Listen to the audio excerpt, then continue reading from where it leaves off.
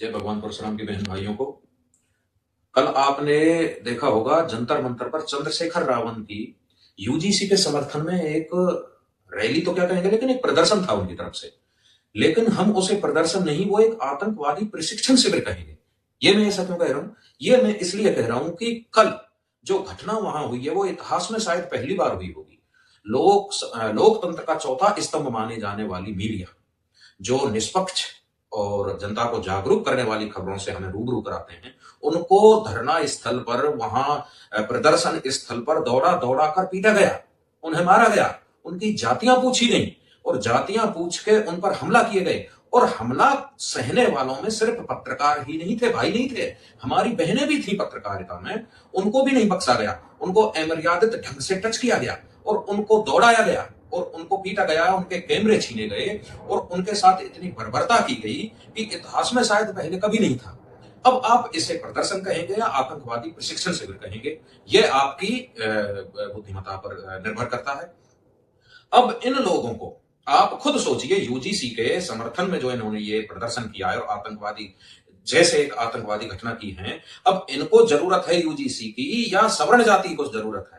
इन्होंने जिस तरह से, आप अंदाजा लगा सकते हो कि एससी एसटी की आड़ में ये किस तरह से आतंकवादी गतिविधियों में संलिप्त होते जा रहे हैं और किस तरह से देश को बांटने का और विघटनकारी नीतियों का समर्थन करते हुए ये इस तरह से सवर्ण समाज पर प्रहार किए जा रहे हैं।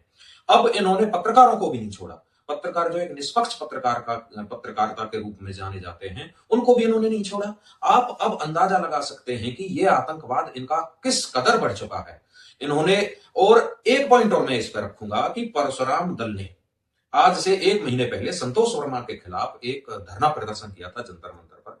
तो प्रशासन की तरफ से सिर्फ 100 और 150 आदमियों की अनुमति मिली थी। इसको, चंद्रशेखर रावण को इस प्रदर्शन करने की अनुमति हजारों की भीड़ में कैसे तब्दील हो गई? क्या प्रशासन इस पर कोई कार्रवाई करेगा? क्या संवैधानिक अधिकार किसी एक के लिए ज्यादा होते हैं और एक के लिए कम होते हैं? क्या और संगठनों के लिए अधिकार नहीं है जो इसके लिए दिए गए?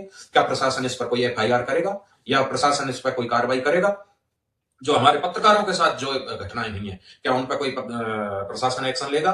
क्या कोई एफआईआर करेगा?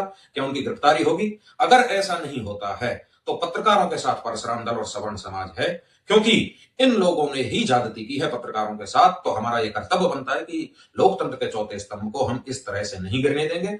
और परशुराम दल और सवर्ण समाज पूरी तरह से पत्रकारों के साथ है, एफआईआर कराएगा और अगर एफआईआर पर कार्रवाई नहीं होती है तो धरना करेगा, प्रदर्शन करेगा। और वो सभी कानूनी कार्रवाई, मैं तो कहता हूं सबसे पहले एफआईआर चंद्रशेखर रावण के ऊपर होनी चाहिए, क्योंकि उसने सभी कानूनों का उल्लंघन किया और उसके ही बैनर तले और उसी के ही नेतृत्व में इस तरह से हमारी महिला पत्रकारों के साथ और पत्रकारों के साथ बदसलूकी हुई है। इसलिए सबसे पहले एफआईआर चंद्रशेखर रावण के होनी चाहिए और फिर जो कैमरे में जो चेहरे आ रहे हैं उन सभी के खिलाफ कार्रवाई होनी चाहिए। अगर इस तरह की कार्रवाई नहीं होती है तो वहीं जंतर मंतर पर हम सभी पत्रकारों के साथ परशुराम दल धरनारत रहेगा और धरना देगा। जय परशुराम।